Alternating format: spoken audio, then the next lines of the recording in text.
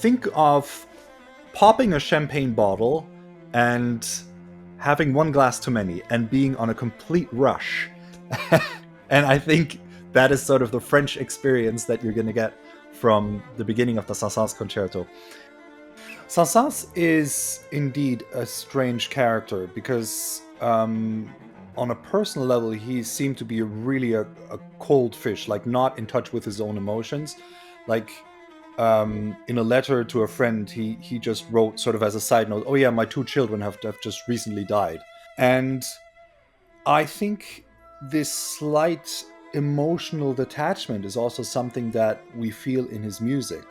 Like he knows how to create an exciting moment, but it's never gut-wrenching. But what you do feel in his music, and especially since we play the first concerto, also in his cello concerto number 1, you feel that there is a lot of desire for German form and for German strictness, how he builds the movements, how he builds them harmonically and also structurally. It's a very strange because Saint-Saëns never wrote sort of really memorable themes, maybe apart from the Swan. But he, the theme of the cello concerto is just a descending A minor scale, and you'd think, well, that is first of all very Beethoven, yeah, because Beethoven was working with a lot of scales in his concerti. But at the same time, what kind of excitement does it create? And it's the most exciting beginning, and that is so strange to me, that you take a theme that is sort of a non-theme and you turn it into something iconic. Saint-Saëns was sort of the first moment when I got in touch with that magic that is happening on stage when you are a soloist, conversing with an orchestra. It was the first concerto that I performed with orchestra.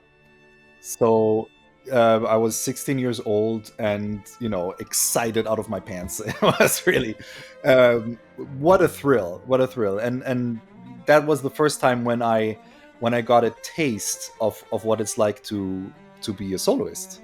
Over the years and over the decades and centuries, the cello has always been sort of thought of as a sort of melancholic instrument, an instrument that was especially well versed in sort of the quieter parts, or being a quartet instrument, giving the bass.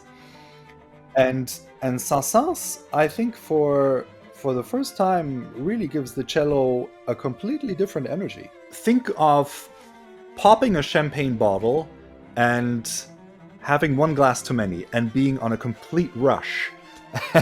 And I think that is sort of the French experience that you're going to get from the beginning of the Saint-Saëns concerto.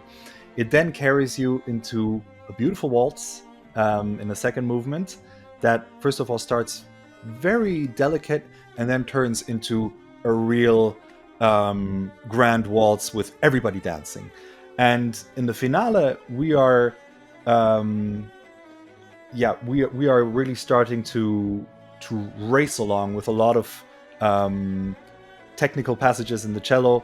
But again, this feeling of champagne is something that prevails through the piece, and it is short. It's only 17 minutes long, and the movements are connected together, but it is a true joyride.